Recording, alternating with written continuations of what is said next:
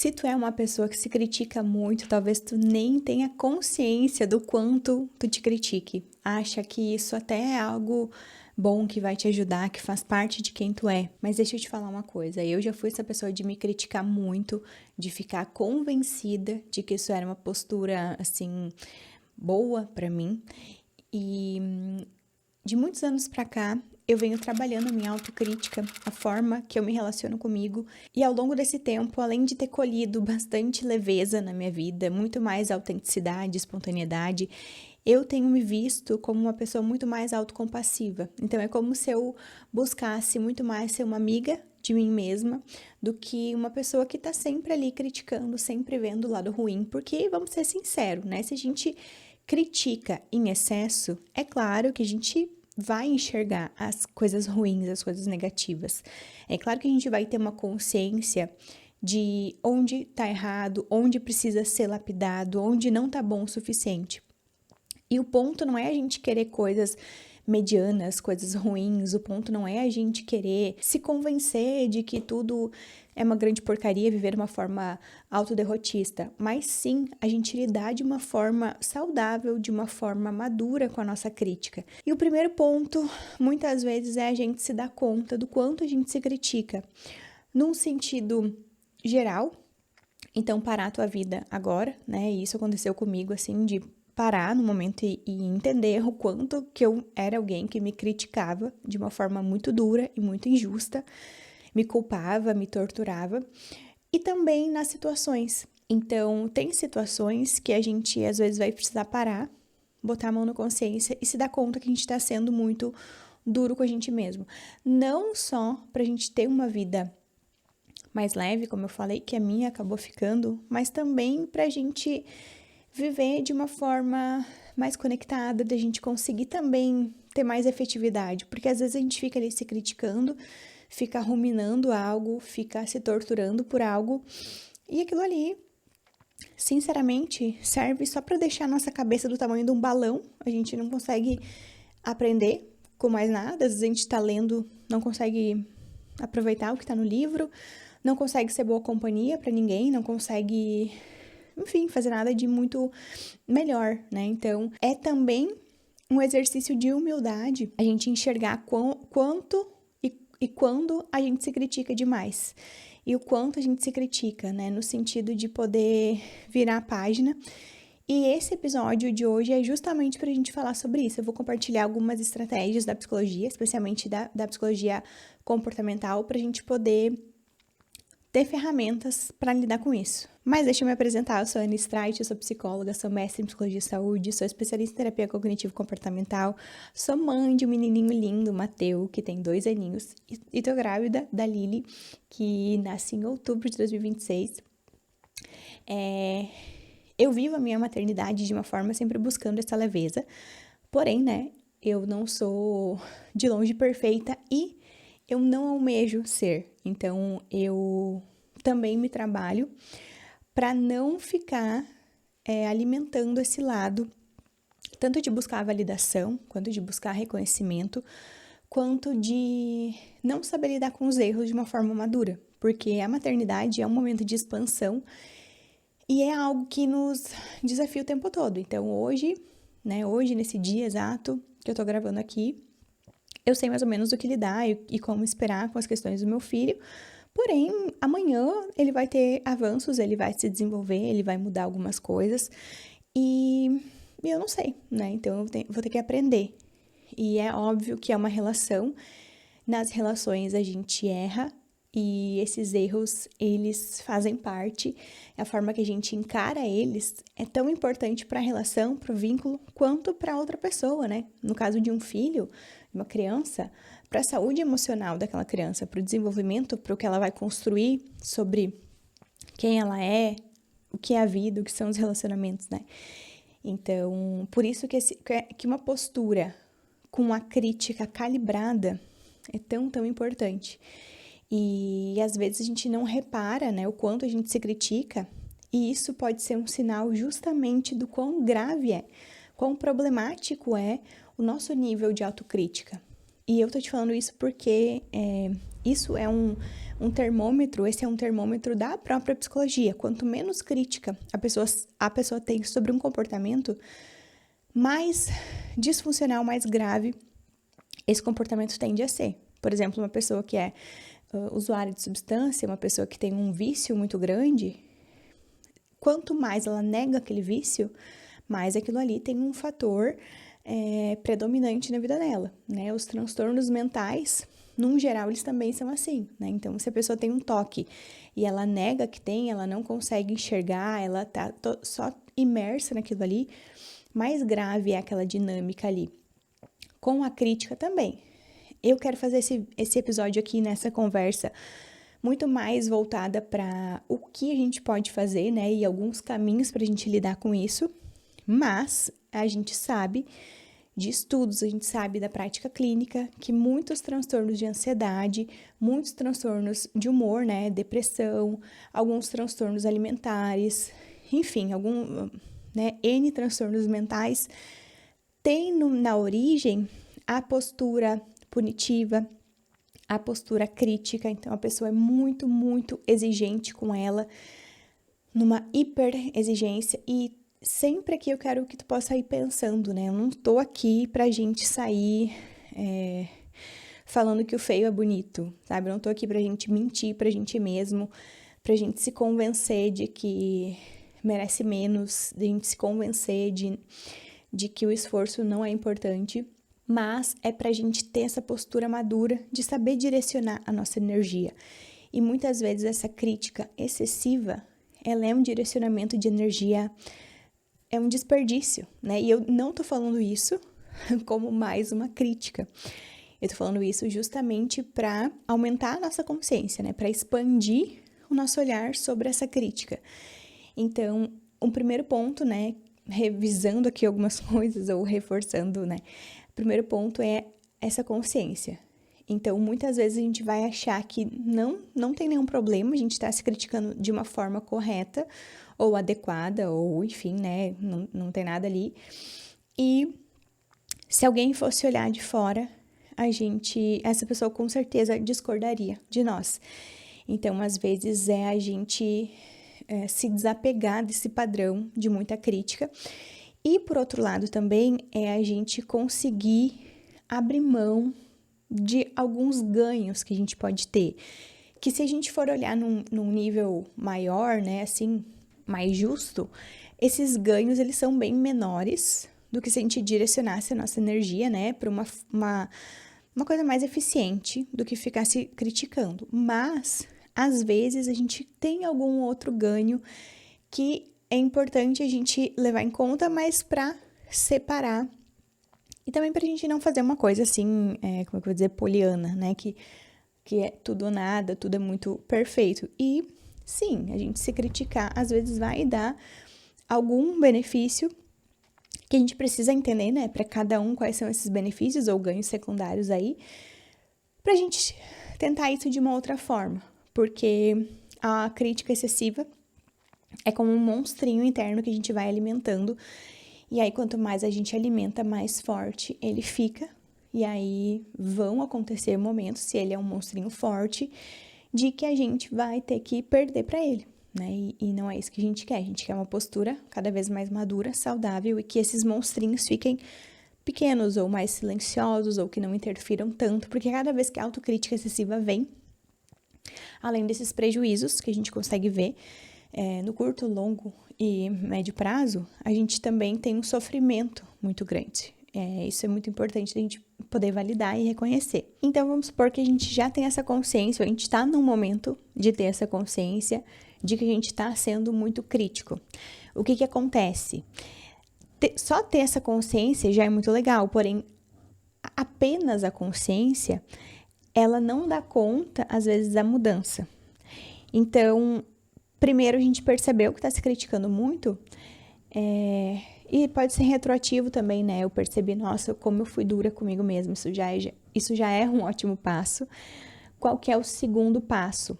A gente vai entender que argumentar com esse lado é a gente perder. Então, é como se fosse uma lógica assim, é um monstro, como eu estava dizendo, né? É um monstro dentro da nossa cabeça. Se a gente estivesse num navio, né, é um monstro que fica no porão desse navio e a gente não vai argumentar com ele. É que nem argumentar com alguém que é muito dono de si, que é muito argumentativo, que é muito insensível, indelicado. Aquela pessoa sempre vai ganhar, porque ela passa por cima da humanidade do outro. E aí tu quer ter uma conversa mais sensível, vai ser engolido. Então a primeira coisa é não argumentar com esse lado, é não querer bater boca, é não querer se justificar. A primeira coisa é a gente poder reconhecer, e às vezes a gente vai ter uma conversa mental, assim, silenciosa, que pode ser, olha, eu tô me criticando muito com relação a isso, não tá legal. Eu vou dar um tempo dessa tarefa, eu vou dormir, eu vou tomar um banho, eu vou mudar, eu vou dar uma corrida, fazer algo que a gente possa se desconectar mesmo dessa voz interna. Uma outra coisa que a gente pode fazer é escrever, botar pra fora, né? Então, falar com alguém da confiança, né? Olha, eu tô me criticando muito, as coisas que eu tô pensando são isso, vomitar mesmo, falar. Poder ter esse alívio, né? Só que isso, cada um vai ter que sentir o que ajuda pra si a cada momento, porque às vezes isso de falar pode levar a pessoa a deixar mais forte esse lado da crítica, a pessoa se conecta muito mais com esse lado. Então, às vezes escrever pode ser mais eficiente, às vezes mudar os ares, às vezes ter essa reflexão, né, de consciência ali, essa tomada de consciência e essa análise, né, o que será que aconteceu, por que será que eu tô assim, não é justo comigo, ter esse olhar, se despejar para fora, ou num papel, ou para alguém da confiança, possa ajudar, porque, claro, não tem receita de bolo, então cada um tem que ver para si a cada momento, né, o que mais ajuda, o que mais faz sentido. E aí, a parte mais importante desse episódio é a gente lançar mão de uma estratégia que se chama autocorreção compassiva. Ela é composta por 3 passos e são muito importantes, não dá pra gente pular nenhum deles.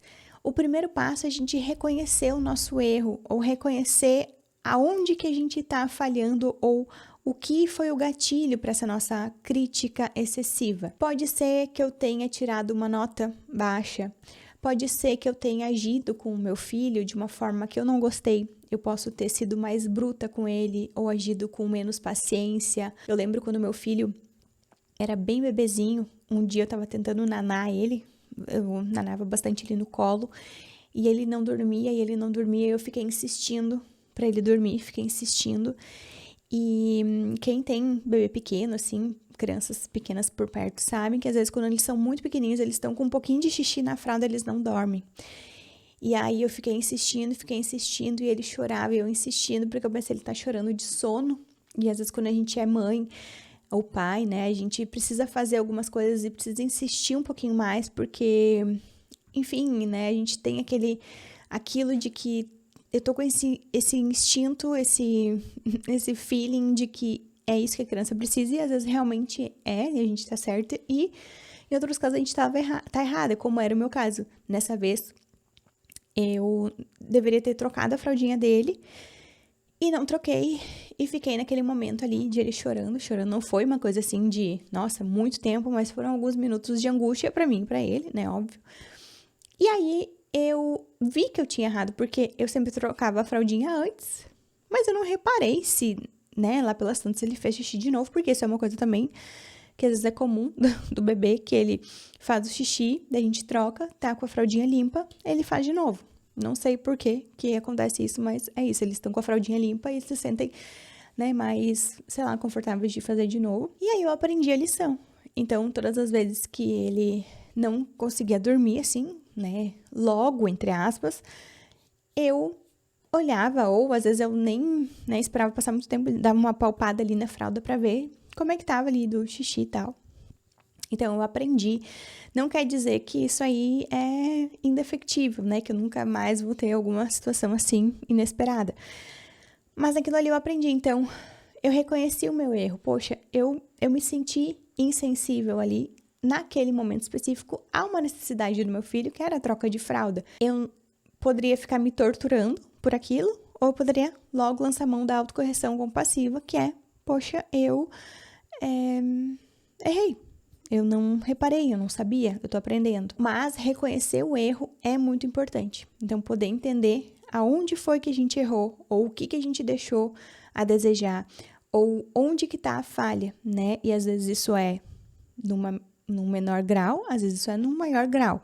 E aí a gente poder ter essa humildade de bater no peito e enxergar de uma forma madura é o que vai ser o início de quebrar esse ciclo. Porque às vezes, se a gente não reconhece o erro, a gente fica ali numa negação, querendo botar panos quentes, e aí sim a crítica vem comendo ali atrás, porque a gente não tá tendo essa postura de se posicionar e né, ser humilde ou ser maduro o suficiente para dizer eu errei, me desculpa, ou né, se tem alguém ali, me desculpa, eu errei, sabe, sinto muito, ou pra gente mesmo, sim, eu errei, não foi legal.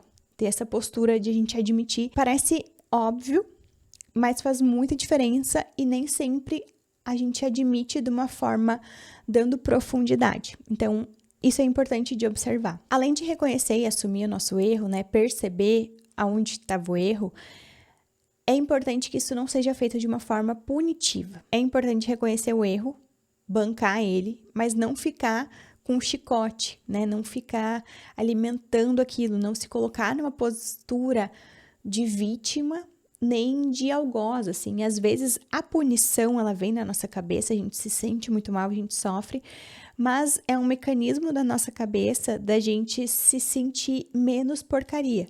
Então, quando eu sou quem critica, por mais que eu tô criticando a mim mesma, eu tenho uma certa satisfação, eu tenho um certo prazer naquilo ali. Que é um prazer muito caro, porque ele vai cobrar o preço depois, mas a gente também precisa entender que no momento que a punição tá acontecendo, existe essa certa satisfação, assim, mesmo que não seja uma coisa óbvia da gente sentir no momento, né? Desapegar desse lado punitivo. E aí a gente então reconheceu o erro, não ficou se punindo, foi maduro, né, e disse, olha, eu errei, sabe, me desculpa, ratei ali, fiz isso, ponto. Qual que é o segundo passo? Lembram que são só 3. Nosso segundo passo é aprender a lição, entender qual que é a lição. No meu caso da fraldinha ali do Mateu, era eu entender, poxa, é difícil para ele dormir com xixi, ele é muito pequenininho, então eu preciso, vale a pena eu conferir de novo. E talvez eu trocar a fraldinha dele de novo, ao invés de ficar insistindo para que ele durma com a fraldinha molhada, com a fraldinha úmida.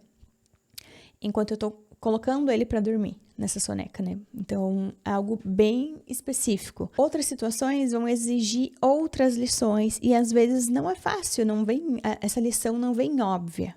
Mas é importante a gente fazer esse exercício de pensar na lição, de tentar entender o que mudaria o desfecho, tentar entender o que a gente fez que alimentou, que contribuiu para que a gente cometesse aquele erro. Só tá me vindo exemplos dele, né? Mas teve uma vez que eu fui levar o Mateu na aula de música e aí a aula ia começar no dia 10 e eu levei uma semana antes. E aí quando eu cheguei lá, né, uma confusão e aí correria para chegar no horário e tudo aquilo.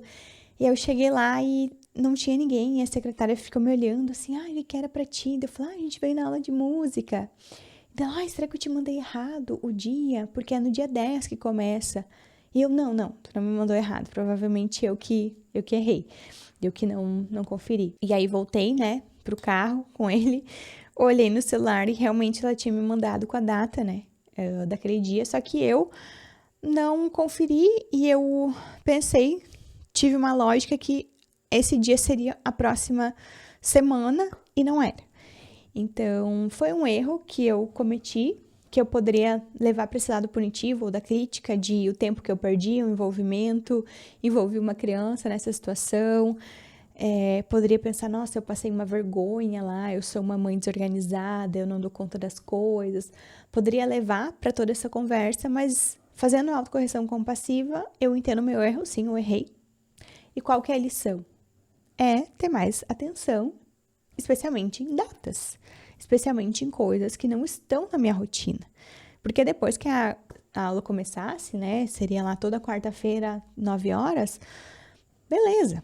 Então, eventualmente vai mudar numa quarta-feira, aí eu vou saber, enfim. Mas não ter toda essa tranquilidade, ou enfim, essa falta de conferir ali a data, o dia, e enfim, isso era uma coisa muito simples, não deu uma consequência grave para nós.